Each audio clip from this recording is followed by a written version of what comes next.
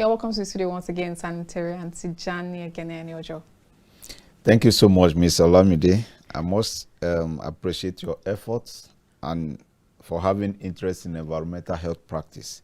This is the best way to go. You and your colleague are doing a very wonderful work, and I pray and I will continue to pray for more strength in order to enlighten the public on the need to keep the environment safe as possible as it is. Thank you very much for always coming. In fact, and especially for your enlightenment. The most interesting part is how well you tend to express these things, especially to the benefit of the common man, that even if you're not that educated, you still get to understand what the conversation is about. Thank you. We must commend you for that. You're welcome. Thank you. All right. So because we're talking about climate change today, and most especially the impacts on public health, can you please give us an understanding, as usual, in the best of the layman's understanding, what climate change is all about?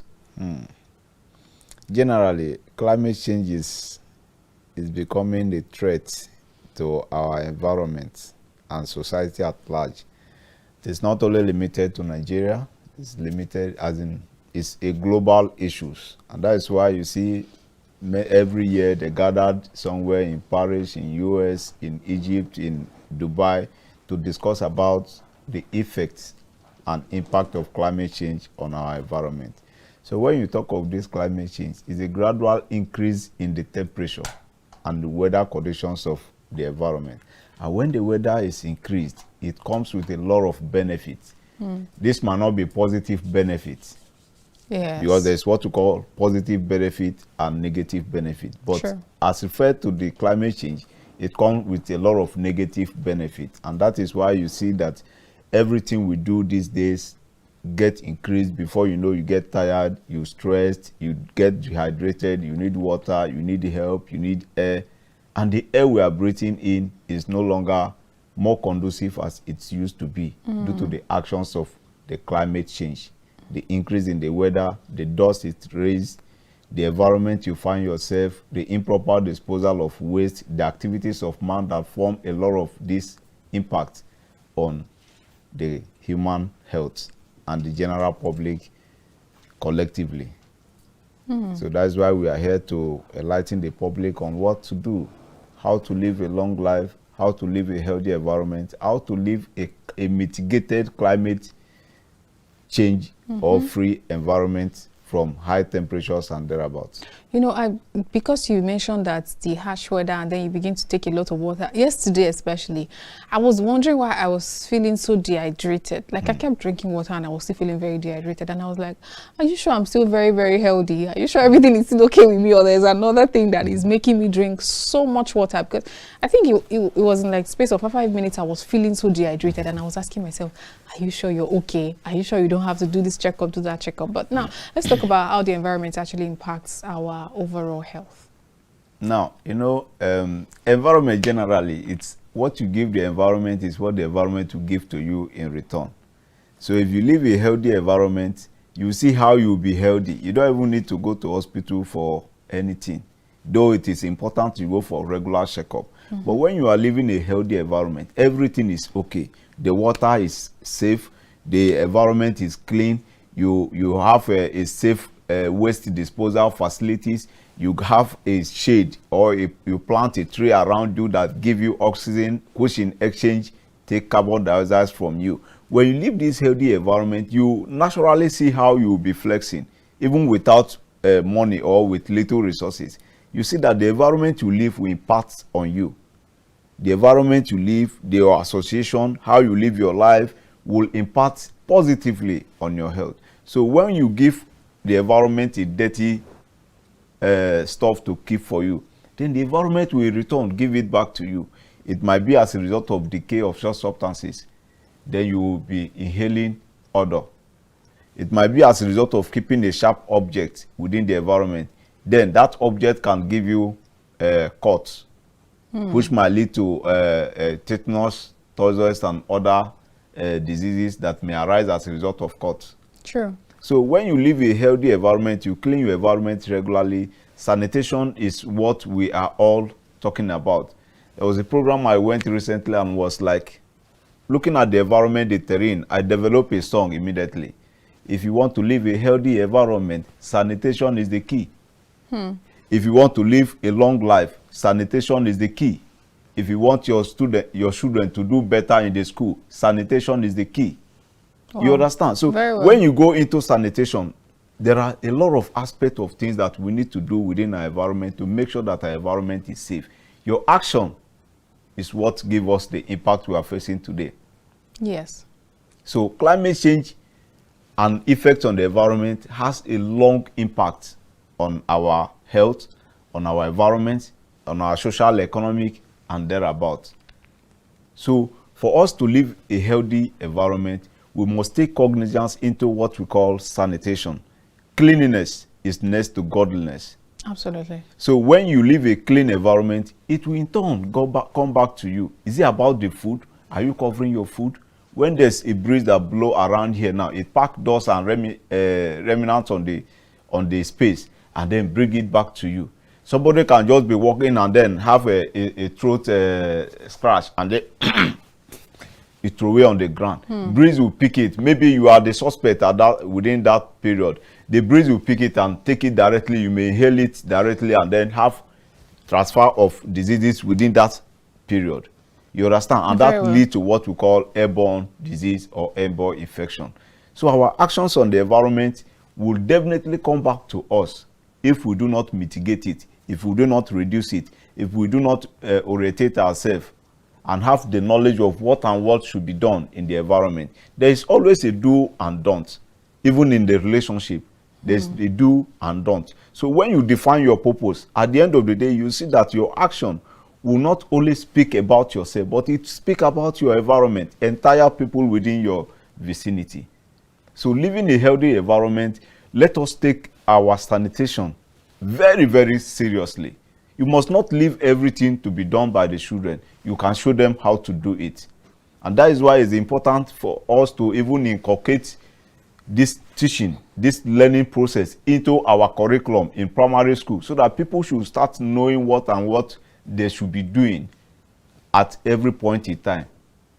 Imagine where you are talking about sanitation. Yes. It also includes hygiene. Of course. So you wake up in the morning, you do not know that you need to brush your teeth.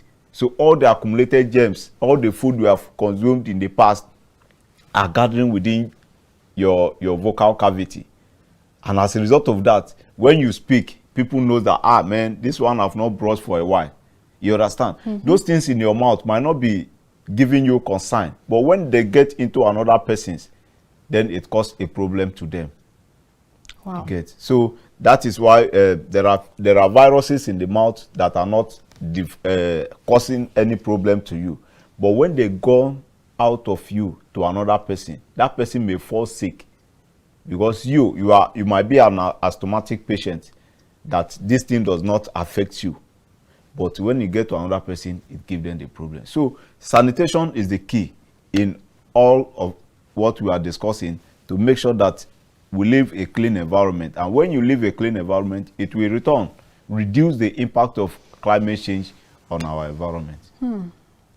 I like the fact that you said it to reduce the impact of climate change on our environment, because I think in 2022, World Health Day, there was a theme that stuck. The theme was our environment, our health. And I thought about it. So right now, while you were talking, it struck me again, because you were trying to establish a relationship between the climate change and our environment from what I could deduce that you talked about. But now let's look at some of the overlooked environmental processes that we tend to, some of the impacts of our hazardous lifestyle or some of the careless lifestyle that we tend to live that impacts our environment and then in turn impacts our health. What are those things? Now, when you talk of the things, our action that can lead to devastative effects on our health, exactly, you think of the waste management. You know, when waste is gathered, there's what you call genders of party in sanitation. That is when a waste appears to be wholly or partially contributed to by two or more people in the community. Like when you are coming out of your house, okay, you have a waste that is not that you gathered, And then there is no where you can dispose this thing. As you are going to work in the morning, you pick it, and then inside your car, you fling it on the road. Especially very early in the morning. When Very early in nobody's the seeing morning. you. So you see people gathering those waste. When those people become so hips, there will be decay. And as a result of decay substances, it comes back to you through odor. Microorganisms will grow there. Reptiles like snake, cockroaches, reptiles like snake, like scorpions will find their way into that place because they love a dirty environment. And then in return, those things come back to you. You see where a snake will be found in a soakaway pit, right? Of course. Because they are not taking care of the environment. So the snake can find their way from the waste management, from the gathering of waste. When it decay, it give room to all these things. Then talk of the flies infestation. Those things are actions that lead to what we call the devastative effect on the climate change. Then are you talking about our own activities? Like, okay, one man will have like 10 vehicles in the house. Every morning he warms all of them. And as a result of that, it releases emission from the vehicle. You see, everybody wants to own a car. And as a result of your actions, you are buying and burning fuel every day. You release some of these substances into the environment. And once that reacts to the environment, it still come back to you. And that is what gives effect rises to climate change. You talk of every household have generators. You have generator, your neighbor on his own, I on my own, your colleague on her own. Everybody on it. Then you see the reactions. All of them will be reacting together and everybody will be complaining. My eye is peppering me. I don't know what is happening. It's as a result of this accumulation of these smokes that is giving you this concern. Of course. Is it about the irritation of the body? In some cases, you see Okada, the popularly known motorcycle riders, you see them removing their exhaust and be running around up and down, making noise and then creating a lot of pollutants into the environment. Those people need to be orientated, most especially during the campaign that just concluded. You can see that a lot of people remove their exhaust even in the vehicle. You see them releasing a lot of poisonous substances into the environment without them knowing the implication of their actions. So those people need to be orientated. They need to be talked to. Recently, our regulatory body, under the leadership of Dr. Baba Yakubu Mohammed, Yes. in partnership with US, call an expert to come and carry out what we call carbon emission control on all our vehicular substances. All our vehicles on the road. You talk of the tipper, you talk of the truck that carry diesels and all those things. Their activities on daily basis release poisonous substances into our environment. And as a result of that, it brings them so that we can do a test run and see how we can come up with a solution on how to mitigate the rate of carbon emission into our environment. And he has trained a lot of us, a lot of sanitarians all over the country to have the new vast knowledge on ways of reducing the level of emission into our environment. So if government partnership with him and you see that this worked out, then you see the reason why people who have 2 or 3 vehicles do not need them. Absolutely. You understand? So when you have to pay for a test on each of your vehicle, and you see that this one I've not even used it for 1-2 years, what is it waiting for?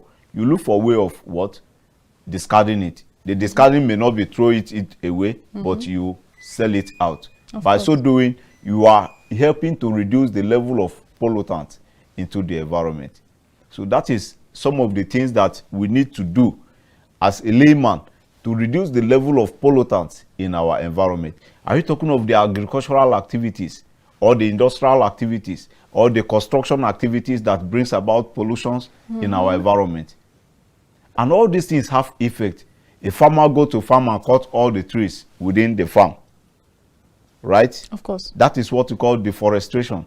And as a result of that, you are not planting any new one. If you don't plant any one, Next year you cut another one. Next year, as year continue, you keep cutting trees without replacing them. How do you think that what we as humans are even releasing is going out?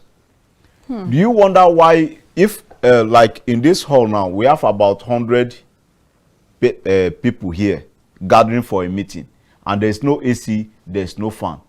Do you know why there's heat if there is no access to other ventilation?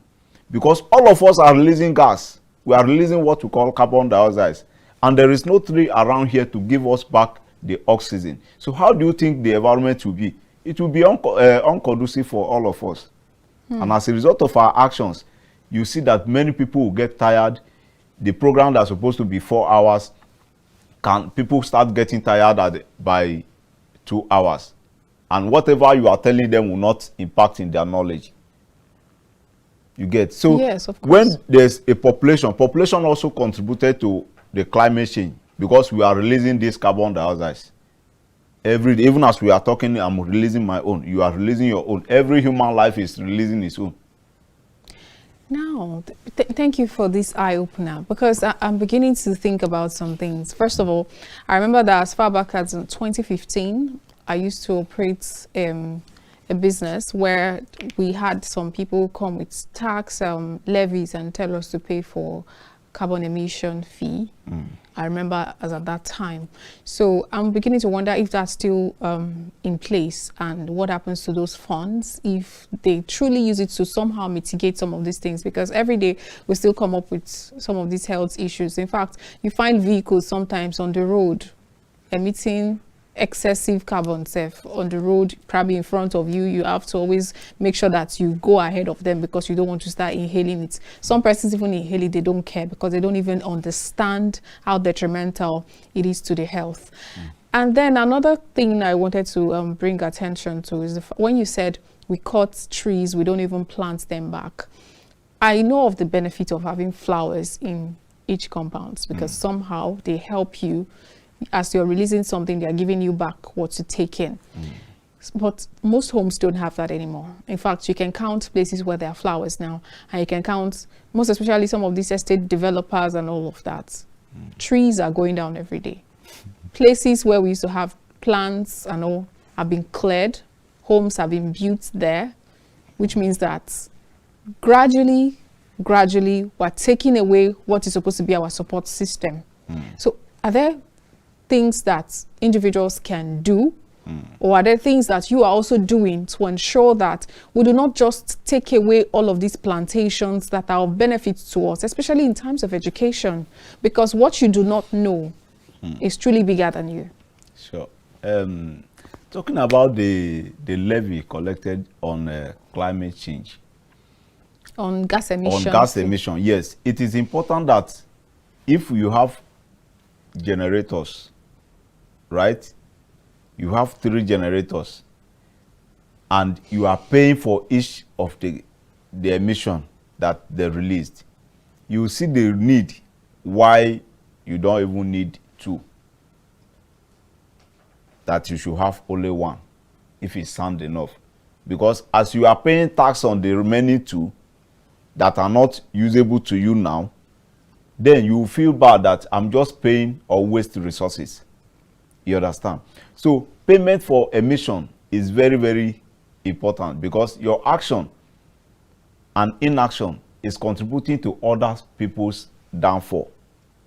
So people emitting, like if we are doing this vehicular testing, and you have, like I explained before, you have like 4 or 5 vehicles in your premises, and it's expected of you to pay for all of them. You see that there's no need of you keeping them. By reducing what you have that contribute to the environment negatively, then you are also helping to reduce the rate of carbon emission and climatic effect on all of us. So if people paid for those services, they will now understand why it is important not to have as many as they want, and then reduce the rate of what they have.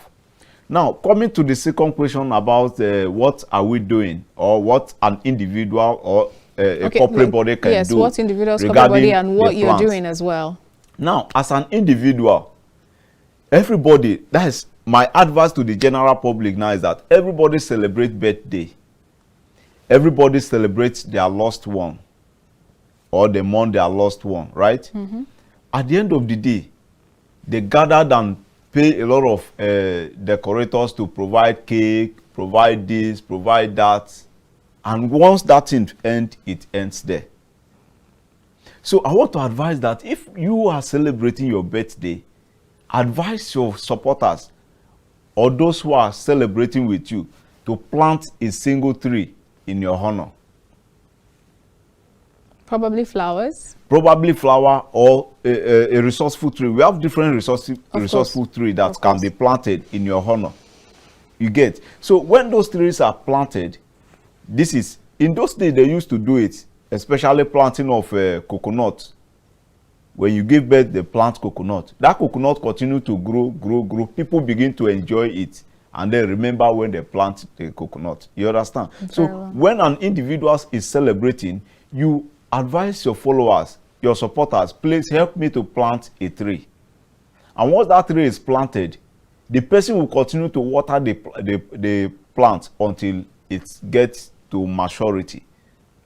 So once everybody plants a tree, you see that the rate of accumulation of this carbon dioxide will reduce, because trees take it as their own oxygen and release oxygen for us. And that is why you see, when you come to a shade, you see that the place will be very cold. Do you know why? The trees gathering there are releasing oxygen for you. And that is why you can feel relaxed that place. And then before you know it, you can even doze off and sleep. Because there's cold, there's a release of carbon dioxide, there's a release of oxygen. Why the trees around there pick all the carbon dioxide within your premises, and then they take it as their own oxygen. So individual can plant a tree. If you are celebrating the anniversary of this program, you can plant a tree. If a president is celebrating his 1 year in office, he can lead by example by planting a tree. If the governors are doing so, they can lead by example. If a new appointment is given to you, you can lead by example. Plant a tree. When you are retiring from office, plant a tree. So when there's massive tree, it will help to reduce the rate of carbon dioxide in our environment, because the tree need it, while they release oxygen for us, for our use. I totally agree with you, especially telling us to plant a tree whenever we have especially important events in our lives, to lead by examples. I think I'm going to consider planting one too.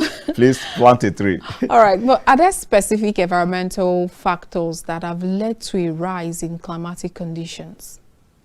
Yes, there are so many environmental factors that lead to increase in climatic conditions in our environment.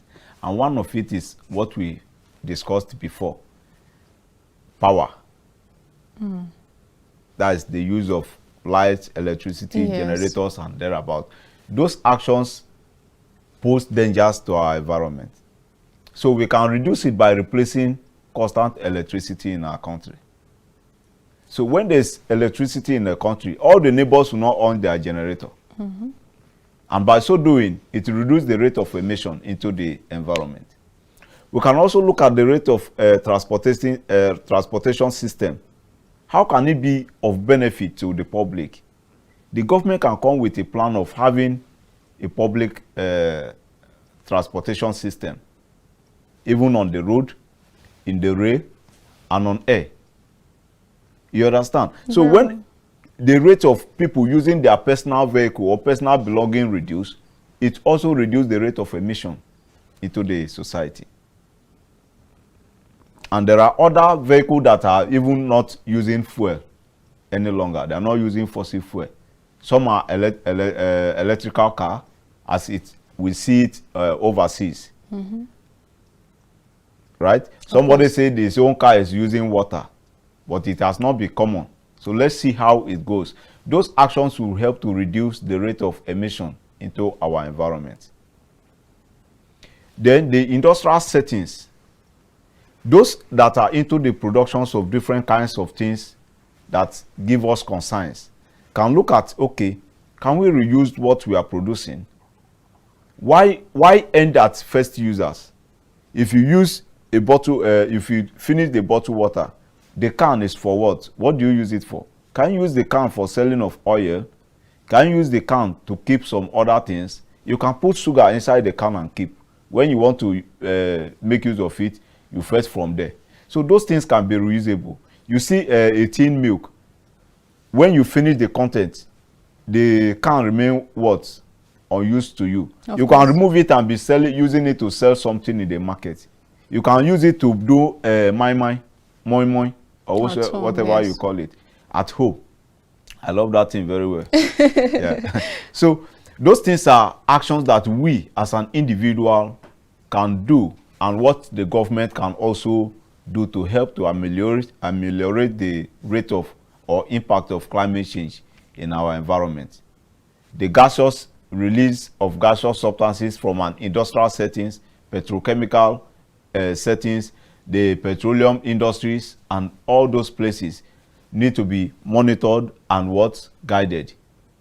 Absolutely.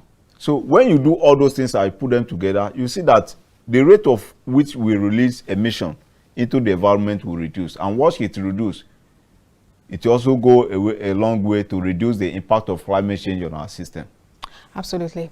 All right, let's quickly go on a break. I want to get opinions on the streets as Ezine Agu brings it to us. Stay with us.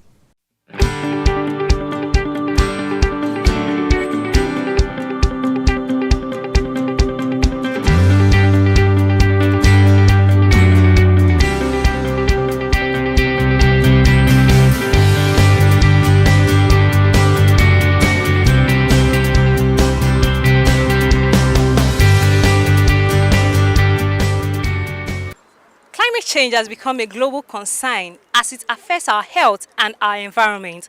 Today on the streets of Abuja, we'll be sampling the opinions of the residents of FCT to know how this climate change has impacted their health. Thank you. My name is Ken Etim.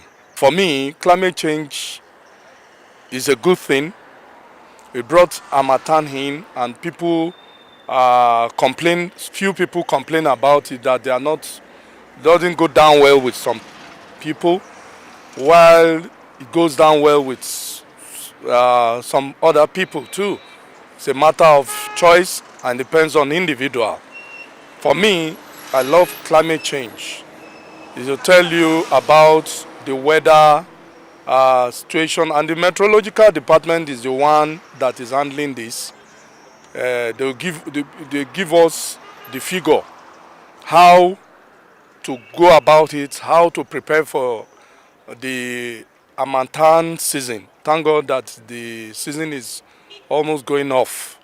And some people, and before then, like I said, some people like the change, because at times it will seem as if it's going to rain.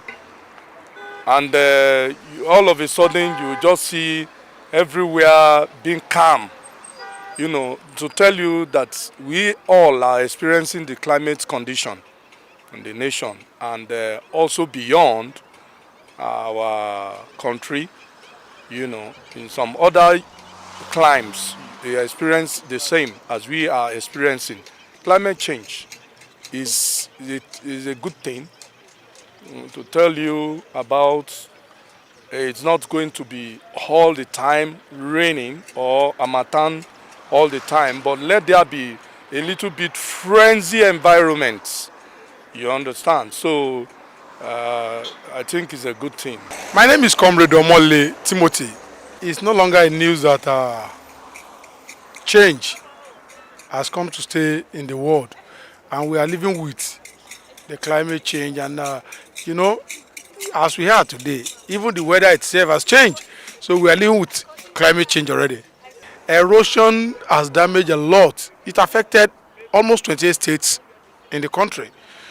Of recent, I think in the last wet season, the rainy season, we were told that the water from the dam in Cameroon will be released, and releasing it means it's going to pass through Adamawa down to River Benue, even down to Bayelsa. It affected a lot. Flood affected people in Osun, it affected Ondo, it affected even part of FCT. So it really damages a lot, both human and properties, especially our farm in some areas where farming become major economic status. Okay, my name is Thompson Ogosi. If you look around you, you will notice that the atmosphere is cloudy and has this dusty haze all around. It's not normal in February. Normally in Abuja, what we experience is this kind of atmosphere or weather is only found maybe sometime in November, then through December, then maybe January, but not in February. So all of this has to do with the change in the climate. And definitely, I've also experienced such because I've noticed some dryness on the skin. So it affects, the body too because of the harshness of the weather and all of that. All of that has to do with climate change. My name is Comrade Jide Abdulaziz. The climate change is a universal thing. It has really affected everybody, including those of us in Nigeria. And it's a thing that we need to do more enlightenment, because the other time, you see, one time when I saw one erosion, let me call it erosion, it cut across, in fact, it covered the whole of this federal secretariat, that so many people died in a place where when you are passing ordinarily, you don't even know that there's a river there. But when when maybe they open a dam somewhere because of a volume of water, and it really affected so many people. Talking about how do we tackle it, you see, we need to be involved. You see, I'm so worried in Nigeria, in some areas, when rain starts, you see people packing their waste bin and be dropping, in the drainage. That drainage, those there that they are dropping, where is it going to be? It's going to block other waterways. People need to package their waste and drop them in appropriate way, in appropriate places. Not that they just see rain coming, they dump their waste there. It's going to block other places, and it's going to affect other people. There is the issue of the climate change, and I want to believe that because of human activities over time, it has affected the weather. The emission of carbon monoxide, the emissions from our factories, and all of human activities has really affected weather. And that is why very early in the morning today, for instance, it was very cold and very hazy. So, and I've witnessed this long time ago. So I find that human activities, or as you have rightly asked, there is pollution also. The improper disposal of waste, is affecting the weather adversely, because flooding will occur when refuse are not disposed properly. You understand? And you find that even dust, you understand, when dust are not, if people sweep and they are not properly disposed, you understand now, it will also affect weather if the wind blows. You understand what I'm trying to say? So that's why we find that everywhere now is hazy, and that you find it difficult to breathe, and then you find out that you have to be covering your nose at every point in time.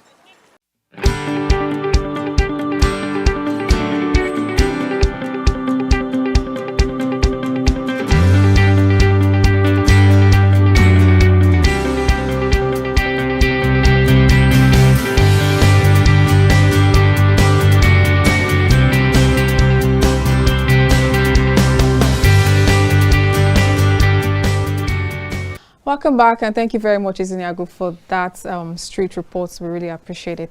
All right, before we went on the break, you were telling us about some of the environmental hazards that climate conditions actually pose to our health. So I started thinking, there are lots of misconceptions everywhere, even on the street.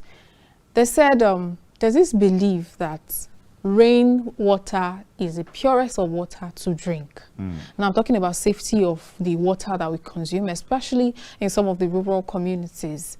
People believe that rainwater is the purest of water to drink. In fact, when you're telling them otherwise, they'll be like, that's the purest water. So once it is raining, they quickly put their buckets to bail water for consumption. Some of them don't even go the extra mile of purifying. They believe it's the purest of water. And then some other persons also believe that water from the stream is also the best, is medicinal, is this, is that. But now let's look at the way we discharge some of the waste that we have, and even the water that we've used and all of that. Some people just pour water and then it streams along and goes join other water from one water into another water and then to another water. Look at the trash and where we keep them. Most of the time when people come collect trash from you, they go and dispose them somewhere else. Some of the places they dispose them are very close to water banks. In fact, water banks sometimes. And then rain falls, takes part of this trash, takes them straight to the stream. Now, where this trash even is now, whenever rain falls on it, it will still wash away some of the trash and takes them straight into some of our stream and all of that. Aside from dust, like you expressed, a river does not have a cover. The streams don't have covers to secure them. So if breeze is blowing, it blows into them. Nylons, trash, any kind of trash blows into them. How can communities ensure safe drinking water? And what is the perception? What is the truth around rainwater being the safest of water to drink, especially when we know that there are climatic changes every day? Thank you so much. Talking from the environmental perspective, during the course of our study, they see water everywhere, but the safety and purity of water cannot be ascertained. Discuss. You can see that it's very elaborate. Absolutely. The action of man has led to a lot of things that are not conducive in our environment. When you talk of the water, a man burn a waste within his premises. Now the smoke, the emission from the waste goes straight to the atmosphere. Right? Those things will keep hanging. Just like in the kitchen, in those days in the village, we don't have all these self-contained. You can recall? Yes. No self-contained that kitchen, we have to use gas or this thing. Everything is firewood. And in the kitchen, you see that when you set firewood, you build a kitchen today, you start making use of the place. Before you know it, you see the settlement of dust, soot on the wall. And before you know it, it begins to eat away the zinc. And as you see it, the zinc begins to eat up. Those things are just a practical example of what happened to the atmosphere. So when those dust are settling, eating the atmosphere to the stratosphere, to the lithosphere, to the heatosphere, the sun is now hitting directly on us because there is a direct access for the sun to hit on us. Now those things, when they hang on the atmosphere, they react with the water molecule. And especially the first rain of the year will not be safe. And first 2-3 rains will not be safe for human consumption. Because when those particles react with the water molecule, it comes back to us as acidic rain. And once you make use of that water, you either have one kind of disease or the other, because of the presence of these particles that have settled in the atmosphere. So when those things come down, they wash away the surface into the body of water. You have a heap of waste that have been there. When the rain falls, it washes it away into the canal. Individually, at home, when there's raining, you say, rain is falling, oh, rain is falling. You go and gather all the waste and pour it on the rain. Tell me, where is the edge point of the waste you think you have disposed? There's a community down the drain that are benefiting from your actions. And when this rain wash away all this dirt, if the rate of the rain begin to drop, that is the speed of the rain, Yes. begin to drop, you see that the rate of flow of those waste will not be there. Therefore, it begins to settle gradually until it settles down. And those things, when they wash into the body of water, automatically it contaminates the water, making the water unwholesome for human consumption. Those things are containing chemicals and other things. Therefore, affect the aquatic life in the water, the biodiversity in the water. When it affects lives in water, it leads their total extinction. You cannot drink the water. The life in the water is in danger. The fish and other lives that are living in the water are in danger. And that is why there are fish we know before that are no longer in existence. And those things are as a result of our human activities. So water can be the purest, the rainwater can be the purest one, as we all believe. But the activities of man, human factors, have contributed to the rainwater not to be the most purest. So that's why they turn back to say that the spring water is the purest water. The water that comes from the rock. But even this water that comes from the rock, we've always heard that spring water is the purest. You want to tell me that rocks don't have dirt as well? Breeze does not blow on the rocks, and then this water, as they're coming out, they're coming through the rocks now. It's not the kind of water that we find in some of these waterfalls and all of that. Yeah. Those things, when you talk about the rock, it undergoes sedimentation. On its own? On its own. It's a natural process. Okay. It undergoes sedimentation. That is why when you see the rock dropping, you see it very clean and pure. Because there are no activities. You cannot go there and drop waste or anything. So coming back to the human activities. Did you say there are no activities? People hike every day, so they may have still gone there, dropped things on some of these rocks before walking away. Even though you drop, the water is not coming from the top of the rock. It's coming from inside. Within. Yeah, just like a man speaks what is full of. Okay. Just like you speak what you are full of. Of course. The mouth speak what the heart is full of. So the water is not coming from outside the body of the rock. So whatever actions you do cannot enter or go to the water. The rock, okay. Because water is coming from inside the rock. You can always say that, okay, maybe you can contaminate the surface.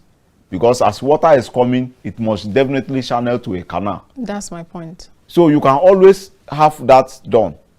But as long as you contaminating, no matter how spiritual you are, you cannot contaminate the water in the rock. Because those things have a natural process of sedimentation. And as it's coming, to undergo a lot of treatment on its own, naturally. Now, you see some of our own actions again. You have a filled up soak-away pits at home. As big man as you are, you have defecated and the soak-away is already filled up. Instead of you to call an expert to empty the tank, that is the soak-away pit, to empty it and dispose it where the government has given approval for disposal, you take it and take to the body of water. You take your own human shit. Is that not wickedness? Absolutely. You take the whole shit, take it to the body of water, say you are disposing it in the body of water. What of the life of people living down the drain? You do not consider them at all. So those actions make water to be what? Unwholesome for human consumption. So, are you not telling me that that is not an open defecation? Of course. Let's also talk about some of the actions that we tend to portray when we're trying to get out some of this sewage. You know, sometimes when people are coming to empty some of these sewage tanks, they don't even care to inform. I feel like the environment should be aware. Yes. So that people would not be available at the time when that would go on, right? Because of the smell. Because I believe that if we even inhale some of those things, it would tend to give us some sort of health hazard, isn't it? But people tend to just do it regardless, and then you can inhale whatever rubbish. That is very, very wrong.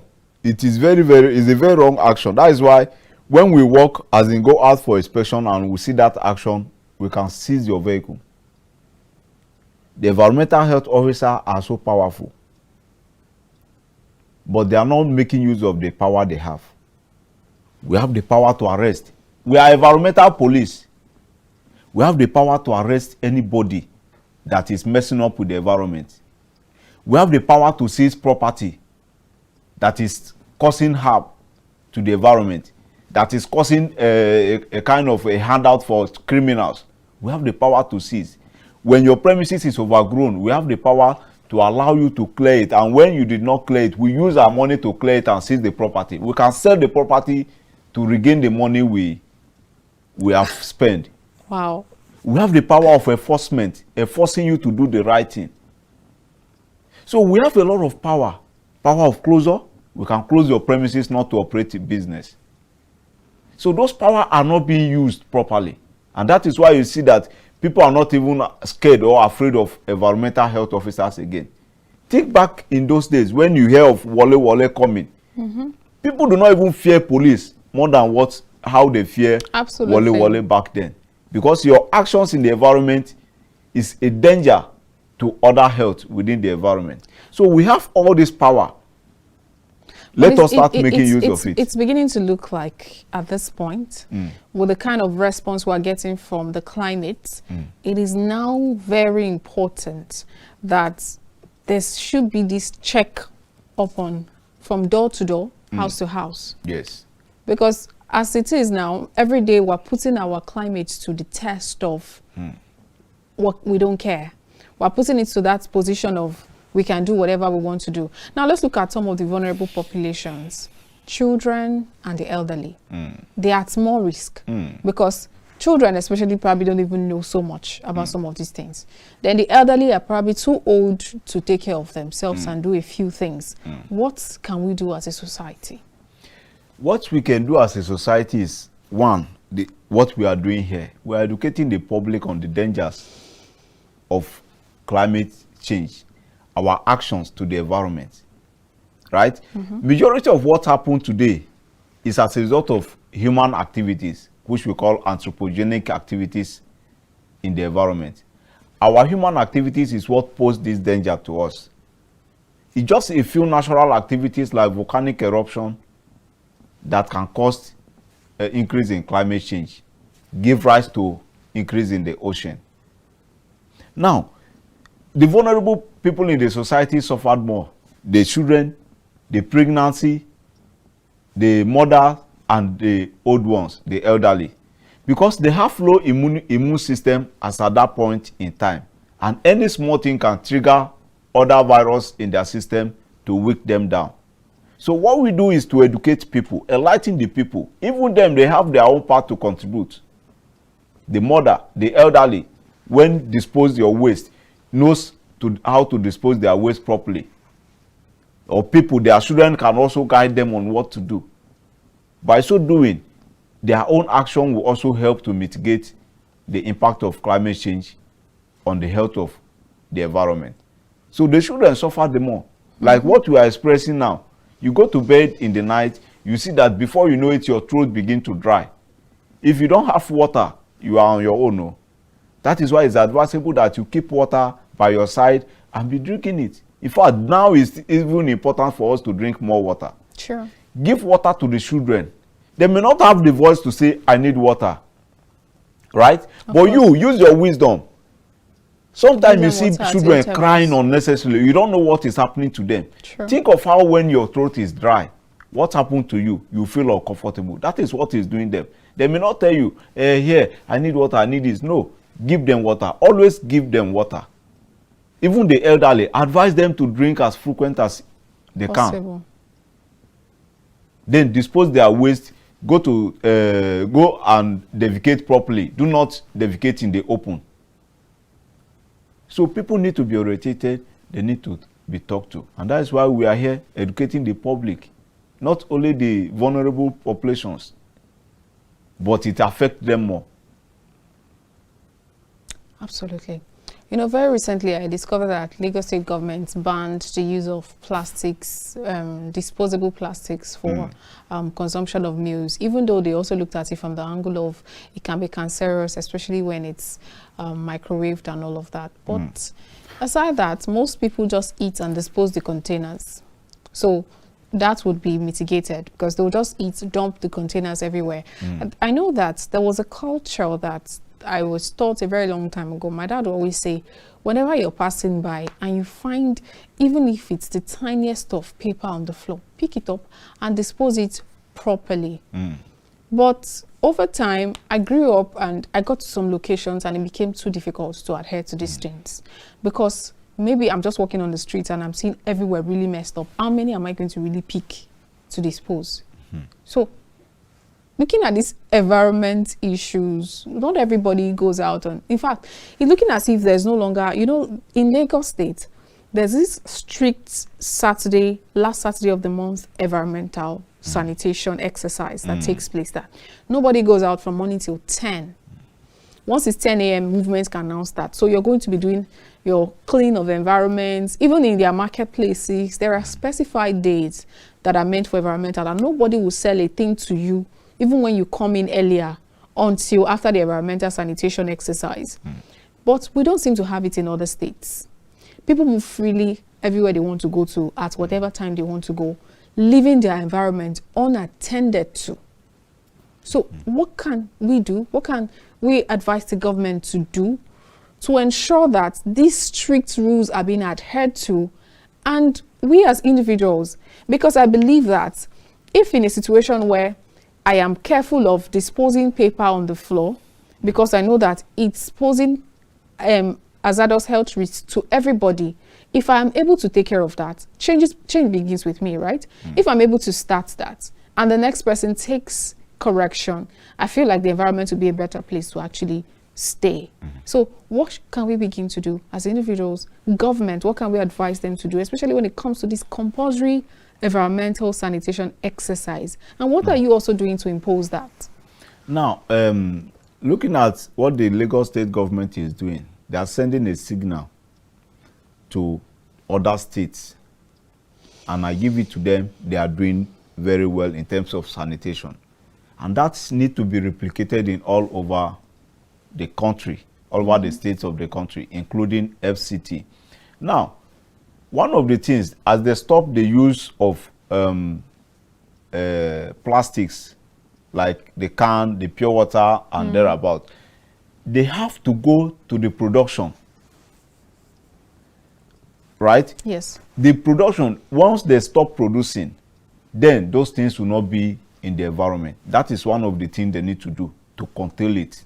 Otherwise, you keep on arresting people, arresting and keep on arresting. The production has to stop. Those into that process, they need to be educated on the best way to use, because those things are not decayed. A leather, pure water leather of 20 years is still existing, because it cannot be decayed. And once they cannot be decayed, they keep on posing dangers to the environment. Now, coming to the sanitation aspect of it, Abuja, to be precise, is a political terrain.